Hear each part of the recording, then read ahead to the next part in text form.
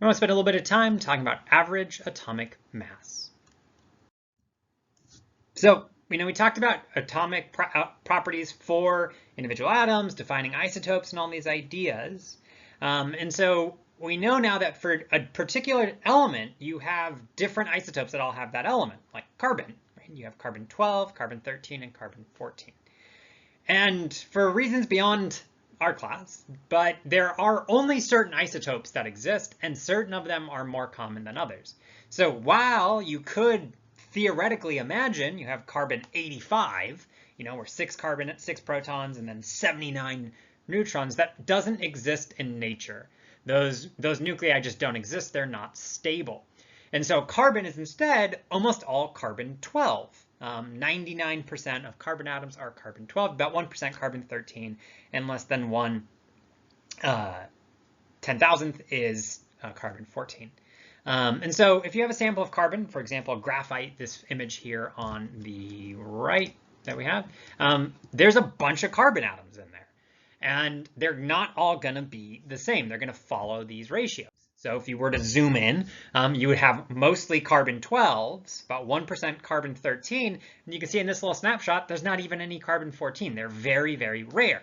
Now, atoms are really small. So in a piece of graphite, you have literally trillions and trillions of atoms. So there are some carbon 14s, just relatively not that many. The important thing is their chemical properties are all the same. We call it graphite, we call it carbon, and they all still behave as carbon. So the things that are different between the atoms are then primarily physical properties. And the physical properties of that sample of carbon are going to be a weighted average of all the different isotopes that we have. So the most important property is average atomic mass. So the average atomic mass is a weighted average of based on isotopic abundance. So you have carbon 12, 13, 14. Their masses are about 12, 13, 14. I should note this is atomic mass. That is different than mass number. These are in actual AMUs. So one of the things you can see is they're not perfect integers. There's these 3s out here in these digits. There's potentially non-zero digits back here. These are not exact numbers. These are rounded numbers. Lots of sig figs, but they're rounded. And so we have those atomic masses in AMU. We have percent abundances that we can figure out experimentally, and we can use that to determine what the atomic mass is. So an average carbon atom has a mass of 12.01 AMU. Carbon 12 is close to 12 AMUs, and carbon 13 is close to 13 AMUs, but on average, we're in between that. And there's so little carbon 14 that it really doesn't actually matter what it is.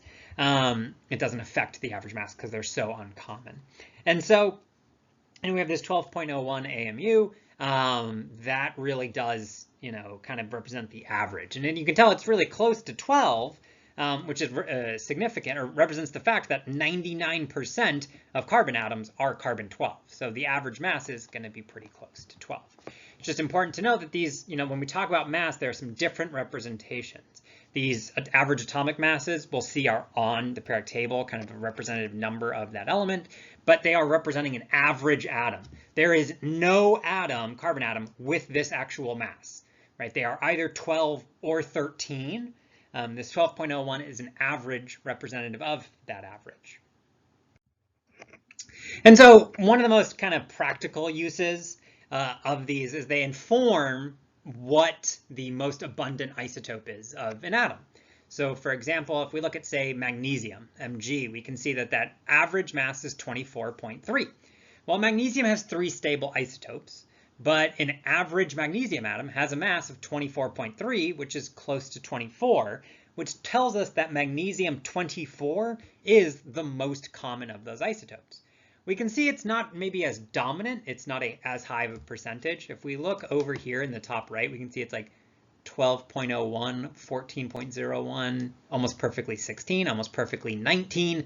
That's because those elements really only have one dominant isotope. And you could predict for carbon it's 12. For nitrogen it's 14. For oxygen, it's 16, and for fluorine, it's 19, right? They are basically only one isotope, so the type of isotope that exists, so the average atom is just that isotope. Whereas something like germanium, 72.6, 73 is probably the most common, but there's a much bigger mix there, a lot of different types of isotopes. You can see a lot of elements are really close to just one number. Gold 197 is really all that there is, but sometimes there is a mix of the isotopes that are present for that particular atom. Another video down, no participation questions. We're looking for assignment 6 for 20 more videos to go in this start of chapter 2. See you in the next one.